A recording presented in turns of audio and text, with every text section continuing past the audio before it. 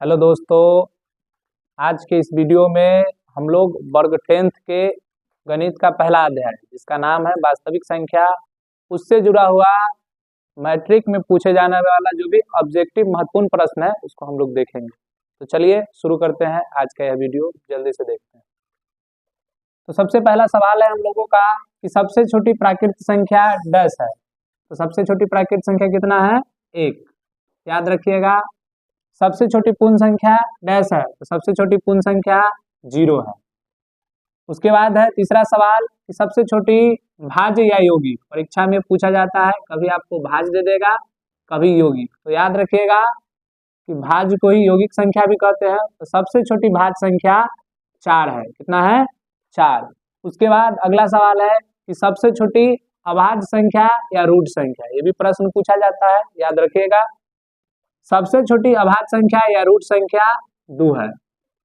उसके बाद है सह अभाज्य संख्या का मौसर डैश होता है। तो याद रखिएगा, वह संख्या जिसका मौसर 1 होता है उसको सह अभाज्य संख्या कहते हैं। तो सह अभाज्य संख्या का मौसर कितना होता है? 1 होता है। इसको भी याद रखेंगे, ये कई दफा प्रश्न पूछा जा चुका है, रिपीटेड प्रश्न है। उसके बाद है यूक्लिड विभाजन एल्गोरिथम का सूत्र है। तो यूक्लिड विभाजन एल्गोरिथम का सूत्र होता है a बराबर bq प्लस r। ये भी आप लोग याद रखेंगे, पूछा जाता है। उसके बाद है यूक्लिड विभाजन एल्गोरिथम द्वारा ज्ञात करते हैं। इस विधि के द्वारा हम लोग क्या ज्ञात करते हैं? तो आप ठीक ठीक से याद रखिएगा, ये प्रश्न पिछला साल पूछा गया है। यूक्लिड विभाजन एल्गोरिथम के द्वारा ज्ञात करते हैं तो दो धनात्मक पूर्णांकों का HCF। क्या ज्ञात करते हैं? HCF, दो धनात्मक पूर्णांकों का HCF। अगला सवाल है कि दो धनात्मक पूर्णांक A और B के लिए यदि A बराबर BQ प्लस R हो तो इसमें से कौन सा ऑप्शन होगा? तो याद रखिएगा, इस R का वैल्यू जो होता है यूक्लिड विभाजन एल्गोरिथम में, R का वैल्यू या तो 0 होता है या है ना, या तो 0 होता है या R से हमेशा छोटा होता है। तो हमारा ऑप्शन जो 3 है वो सही ऑप्शन है, इसको टिक लगा लीजिएगा। उसके बाद है कि परिमेय संख्या और अपरिमेय संख्या के समूह को डैश कहते हैं। तो परिमेय और अपरिमेय संख्या के समूह को हम लोग वास्तविक संख्या कहते हैं, जो हम लोग के चैप्टर का नाम है। क्या हो जाएगा? तो परिमेय और अपरिमेय संख्या के समूह को हम लोग कहते हैं वास्तविक संख्या, याद होगा, ठीक है। उसके बाद है कि परिमेय संख्या का व्यापक रूप होता है। तो परिमेय संख्या का व्यापक रूप P बटा Q होता है, और P और Q सह अभाज्य संख्या होता है। कौन सा संख्या होता है? सह अभाज्य संख्या। Q नॉट इक्वल टू 0 भी बोलते हैं। उसके बाद है अगला सवाल कि पाई डैश संख्या है। ये भी प्रश्न हमेशा पूछा जाता है। तो याद रखिएगा कि पाई अपरिमेय संख्या है। ऑप्शन आपको परीक्षा में मिल जाएगा, आप लोग लगा लीजिएगा। पाई क्या है? अपरिमेय संख्या है। उसके बाद अगला सवाल है कि पाई का मान। तो सबसे पहले ये पता होना चाहिए कि पाई का मान कितना होता है। तो जानकारी के लिए मैं बता रहा हूं कि पाई का मान 22/7 होता है, या 3.14 भी लिखते हैं। तो ये दोनों के दोनों परिमेय संख्या है। पाई का मान क्या होता है? परिमेय संख्या, याद रखिएगा, परिमेय संख्या। कभी कभी मान भी दे देगा 22/7 और पूछेगा तो बताइएगा कि परिमेय संख्या है। चलिए अगला सवाल है कि कोई परिमेय संख्या P बटा Q के रूप में होता है, शांत होगा कब? इसका जवाब देना है। तो कोई परिमेय संख्या तब शांत होगा जब उसके हर का अभाज्य गुणनखंड। किसका गुणनखंड? हर का अभाज्य गुणनखंड, अभाज्य गुणनखंड। ध्यान रखिएगा किस रूप में हो? तो 2 के पावर m गुने 5 के पावर n के रूप का हो तो वह क्या होगा? शांत होगा। क्या होगा? शांत होगा। या कभी कभी दे देता है 10 के घात के रूप का हो, 10 के घात के रूप का हो तो भी शांत होगा। चलिए अगला हम लोग 14 नंबर सवाल पे चलते हैं। संख्या 4 के पावर n शून्य पर कब समाप्त होगा? ये भी महत्वपूर्ण सवाल है, कई दफा पूछा जा चुका है। तो कोई भी संख्या n के पावर के रूप में हो, कोई प्राकृतिक संख्या के लिए, तो वह शून्य पर तब समाप्त होगा जब उसके अभाज्य गुणनखंड में कितना आएगा? 5। तो केवल इसमें लिखना है कि अभाज्य गुणनखंड में 5 आएगा। अभाज्य गुणनखंड में 5 आएगा। इसको याद रखिएगा, ये भी महत्वपूर्ण सवाल है। उसके बाद हम लोग का सवाल है कि संख्या रेखा को डैश कहते हैं। तो संख्या रेखा पर जितने भी संख्याएं हम लोग पढ़ते हैं वो सब एक जगह पर आ जाता है, तो इसको हम लोग चैप्टर का ही नाम देते हैं वास्तविक संख्या। जितने भी वास्तविक संख्या होते हैं उसको संख्या रेखा पर दर्शाया जा सकता है, इसीलिए संख्या रेखा को वास्तविक संख्या रेखा भी कहते हैं। तो इसका आंसर हो जाएगा वास्तविक संख्या कहते हैं। संख्या रेखा को क्या कहते हैं? वास्तविक संख्या, याद रखिएगा। उसके बाद सबसे वीवीआई प्रश्न, इससे बहुत ज्यादा प्रश्न पूछा जाता है, गौर से देखिएगा।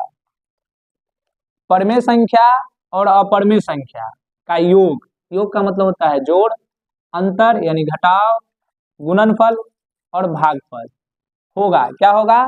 तो किसी भी परमेय और अपरमेय संख्या को जोड़ेंगे, घटाएंगे या गुना करेंगे या भाग करेंगे, हमेशा जो हल होगा, उत्तर होगा हमारा अपरमेय संख्या होगा। क्या होगा?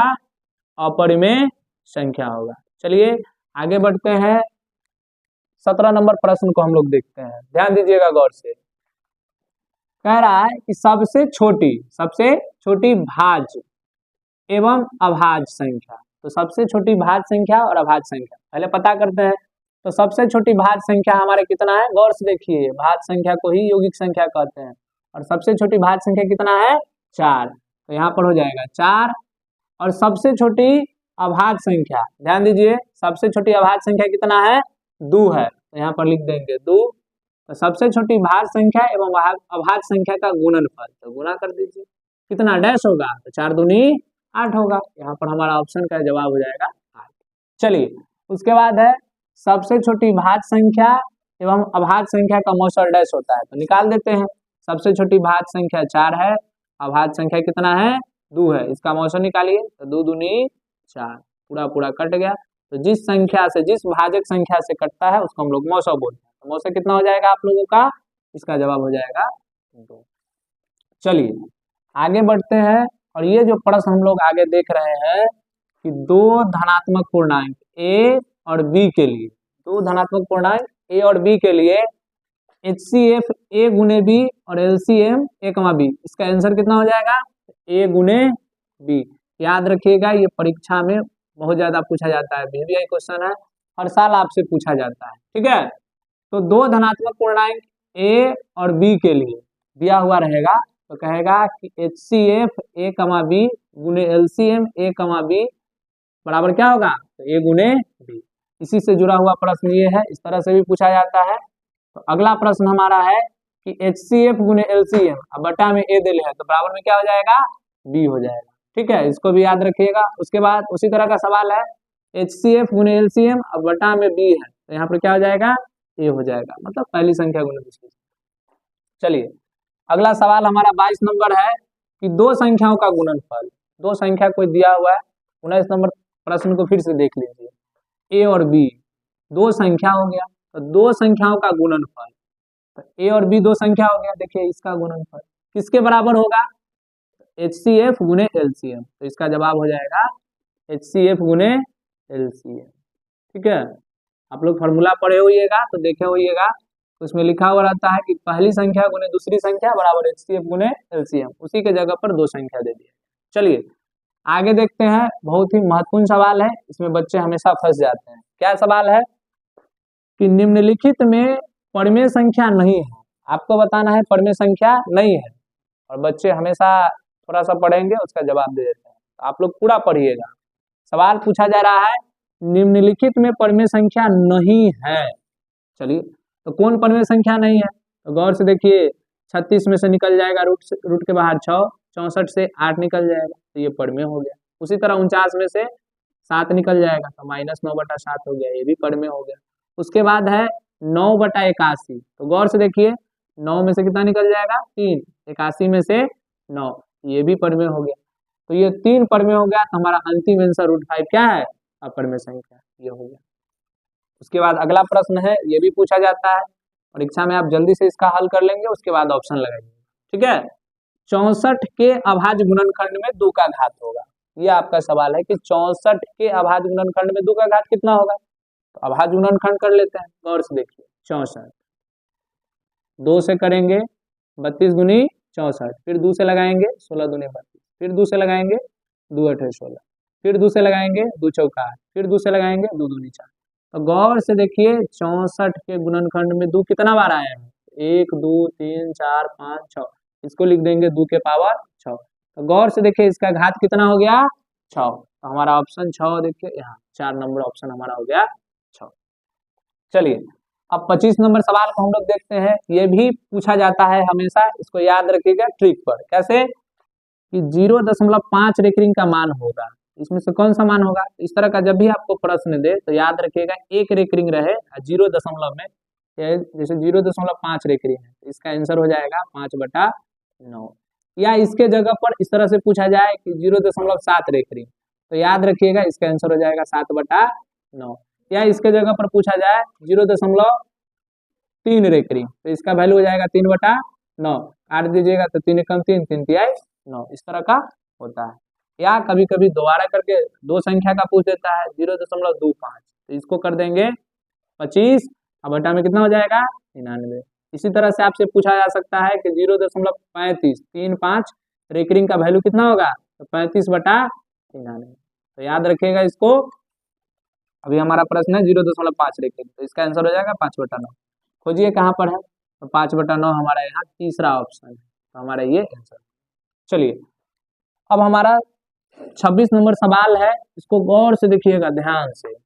पूछ रहा है 2 लगातार या क्रमागत संख्या का मौसर डैश होगा। तो सबसे पहले आप समझिए कि 2 लगातार या क्रमागत का मतलब क्या होता है। इसका मतलब होता है कि 1 के बाद 2, 2 के बाद 3, 3 के बाद 4। तो क्रमागत का मतलब होता है क्रम से।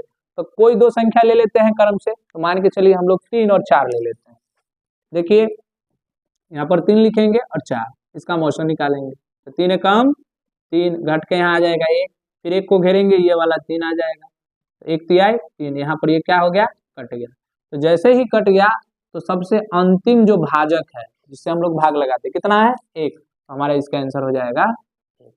चलिए अब सबसे अंतिम जो 17 नंबर सवाल है ये देखिएगा, ये भी कई दफा पूछा जाता है। तो ये घातांक से लिया गया है, ठीक है।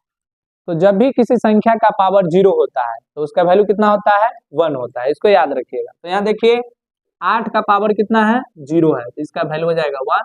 फिर 5 के पावर 0 है तो इसका वैल्यू हो जाएगा 1, बीच में प्लस का चिन्ह, 1 और 1 जोड़ेंगे तो कितना हो जाएगा दोस्तों 2, तो इसका आंसर हो गया 2। तो आज हमने आपको कुल 27 प्रश्नों को बताया है। आप परीक्षा में जाने से पहले एक बार इन प्रश्नों को जरूर देख लीजिएगा, इससे अधिक से अधिक प्रश्न परीक्षा में पूछे जाते हैं या इससे जुड़ा हुआ ही प्रश्न पूछेगा, ठीक है। तो धन्यवाद। हमारे वीडियो को अपने दोस्तों के पास अधिक से अधिक शेयर करिएगा।